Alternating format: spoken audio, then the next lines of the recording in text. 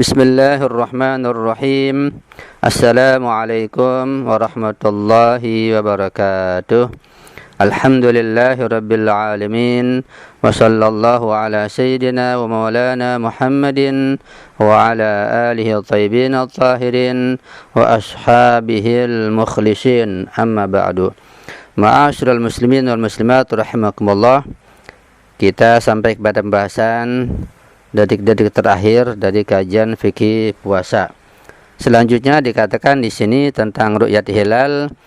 Apabila hilal bulan tidak bisa dilihat dari suatu kota, tetapi televisi dan radio menyiarkan keadaan tersebut, jika hal ini mampu menghasilkan keyakinan terhadap kemunculan hilal atau dikeluarkannya hukum tentang hilal dari wali faqih, maka hal tersebut telah dianggap mencukupi dan tidak memerlukan penelitian. Di sini ada dua hal tentang wali faqih dan informasi dari televisi dan radio.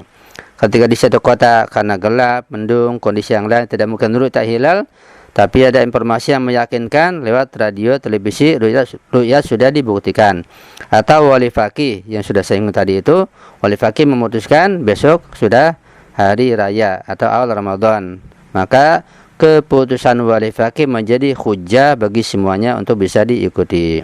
Dan wali faqih ini salah satu keistimewaan yang paling tinggi bagi masyarakat, bagi kaum Syiah Imamiyah atau mazhab Ahlul Bait, yang tidak dimiliki oleh yang selainnya.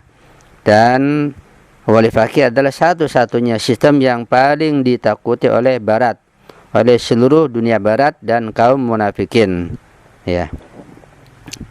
Kemudian pada halaman 357 yang nomor 4, apabila awal bulan tidak bisa dibuktikan melalui ru'yat hilal, bahkan di ufuk kota-kota berdekatan yang memiliki satu ufuk, atau dari kesaksian dua orang adil, atau dari hukum hakim syar'i, tidak bisa dibuktikan juga, maka mukallaf wajib untuk melakukan ihtiyat hingga awal bulan terbukti. Saya katakan bahwa masalah ihtiyat dalam fikih Syiah Imamiyah juga istimewa yang tidak dalam fikih ahli sunnah. Ada ihtiyat mustahab, ada ihtiyat wajib, ada ihtiyat akli. Jikalau dari semua sisi tidak dibuktikan adanya hilal, maka berihtiyat. Misalnya dengan menyempurnakan Sya'ban 30 hari untuk menetapkan awal Ramadan, atau menetapkan Ramadan 30 hari baru memasuki Syawal. Ya, jadi berpuasa dulu sehingga meyakinkan terbitnya hilal. Itu namanya ihtiyat, berhati-hati. Yang kelima, apabila awal bulan Ramadan belum terbukti, maka tidak ada kewajiban untuk melakukan puasa. Tetapi bila kemudian terbukti bahwa hari itu merupakan awal bulan Ramadan, maka dia wajib untuk mengqadha'nya. Kan dia sebaliknya, ketika masih belum terbukti, masih ragu tentang awal Ramadan, maka niati saja puasa qadha, atau puasa akhir Sya'ban, atau puasa menggantung, yaitu ya Allah, jika besok memang awal Ramadan, saya niat puasa Ramadan. Ya Allah, jika besok akhir Sya'ban, saya niat akhir Sya'ban. Maka dengan salah satu niat tersebut, ketika terbukti awal Ramadan, puasa dianggap sah sebagai puasa bulan Ramadan. Itu niat puasa akhir Sya'ban, atau niat puasa qadha, atau niat menggantung seperti itu. Itu kalau awal Ramadan masih bisa dicarikan solusi dengan mudah.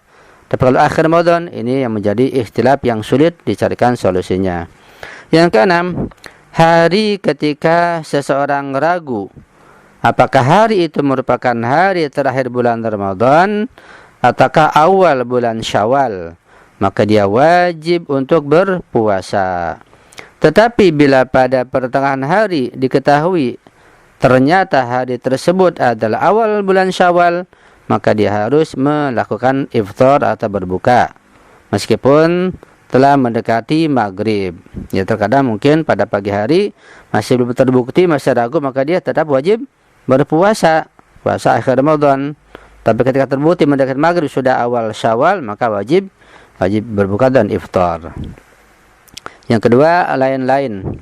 Satu, pada tempat yang mayoritas masyarakatnya pada malam-malam bulan Ramadan terjaga untuk membaca Al-Quran, membaca doa, mengikuti ritual-ritual keagamaan dan yang sejenisnya, menyiarkan program-program khusus sahur-sahur pada bulan ini melalui pengeras suara masjid supaya didengar oleh semuanya, tidaklah bermasalah. Ya, ini masalah syiar ya. Jadi ketika di suatu masyarakat, di suatu tempat, di suatu daerah, di sana biasa mereka membaca Al-Quran dengan suara keras, dengan pengeras suara di masjid atau musola pada malam-malam Ramadan, dan mereka sudah akrab begitu. Setiap malam-malam Ramadan mereka bertadarus. Mereka misalnya mengkaji hal-hal yang berkaitan dengan syariat Islam dan suara. Maka dibolehkan menggunakan pengeras suara jika masyarakat sudah terbiasa. Ya. Namun apabila hal ini akan mengganggu tetangga masjid, maka tidak diperbolehkan. Jadi sekalipun pada malam-malam Ramadan kalau dianggap mengganggu tetangga masjid, ada yang Nasrani, ada yang beragama lain, ada yang tidak suka dengan dengan pengeras suara, maka menggunakan pengeras suara tidak diperbolehkan. Apalagi kalau di selain bulan suci Ramadan, ya, selain baca Al-Quran mendekati azan dan azannya, tidak boleh menggunakan pengeras suara ketika mengganggu tetangga yang lain, yang mungkin yang sakit dan yang selainnya. 2. Membaca doa-doa khusus bulan suci Ramadan yang termaktub dalam bentuk doa-doa dari hari pertama hingga hari terakhir. Bila dilakukan dengan maksud untuk mencari pahala, maka hal ini tidaklah bermasalah. Ya, kita tahu bahwa dari mulai awal Ramadan sampai akhir Ramadan ada doa-doa tertentu, doa khusus dari para imam maksum. Itu boleh dibaca dengan tujuan memperoleh pahala dan mendekatkan diri kepada Allah Subhanahu wa taala. Yang ketiga, jika seseorang tengah berpuasa, puasa mustahab, maka tidak ada kewajiban baginya untuk menyelesaikannya hingga akhir, dan dia bisa berbuka kapan saja dia inginkan. Ini sudah saya singgung juga bahwa masalah puasa mustahab itu, puasa sunat seperti Senin Kamis atau puasa Ayyamul Bid 3 hari setiap bulan, itu boleh dibatalkan. Boleh pagi hari, boleh juga setelah zuhur, ataupun mendekati maghrib boleh dibatalkan. Ya, sebagaimana niat puasa sunat kapan saja boleh, tidak mesti harus tengah malam atau di malam hari, maka membatalkannya pun boleh. Ya, tentu kita harus memikirkan logis dan tidak logisnya sebagai seorang mukmin. Ya, ketika membatalkannya tidak ada halangan, ya tidak logis, tidak perlu, kenapa harus dibatalkan walaupun boleh. Jadi setiap yang boleh tidak mesti harus dilakukan. Ini mengenai puasa mustahab. Ya, beda dengan puasa qadha atau puasa Ramadan yang ketika membatalkannya setelah zawal pada puasa qadha, maka akan terkena kafarah. Yang sudah kita bahas pada kajian yang telah lalu.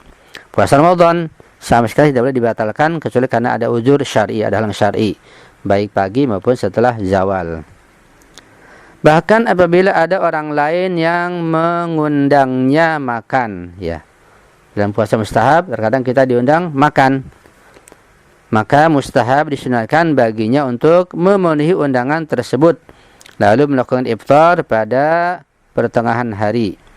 Maka dalam undangan salah seorang saudara mukmin, meskipun hal ini akan membatalkan puasa, tetapi tidak akan menghilangkan pahala puasanya. Ini rezeki yang besar ya. Ketika kita sedang puasa hari Senin atau hari Kamis atau Ayyamul Bid, begitu. Kemudian ada yang mengundang makan di siang hari, ya, karena walimah, karena misalnya selamatan, tahlilan, acara akikah dan sebagainya, maka kita harus, itu dalam pengertian kita mustahab disunatkan dan sebaiknya memenuhi undangan tersebut dan makan di sana. Ya, walaupun sudah makan sudah batal, tetap mendapat pahala puasa sunat. Ini salah satu karunia dan rezeki dari Allah Subhanahu wa taala kepada kita sebagai umat Islam.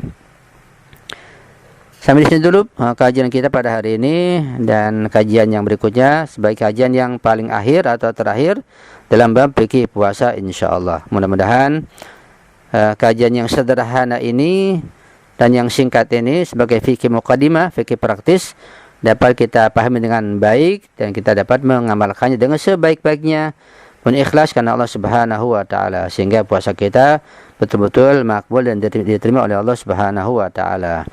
Karena diterimanya ibadah puasa juga ibadah yang lain harus ada dua syarat, yaitu ada syaratul qabul, ada syaratus sihah. Ya, itu perlu kita kaji dalam ilmu fikih tentunya. Apa itu syaratus sihah? Apa itu syaratul qabul? Ya, perlu kita belajar dan kita bertanya pada guru yang mengerti insyaallah. Ya, hingga di sini dulu pertemuan kita pada hari ini. Mohon maaf jika ada kesalahan kekurangan, mohon diperbaiki dan kabar kepada saya. Mohon doa antum selalu. Dan saya akhiri, wassalamualaikum warahmatullahi wabarakatuh.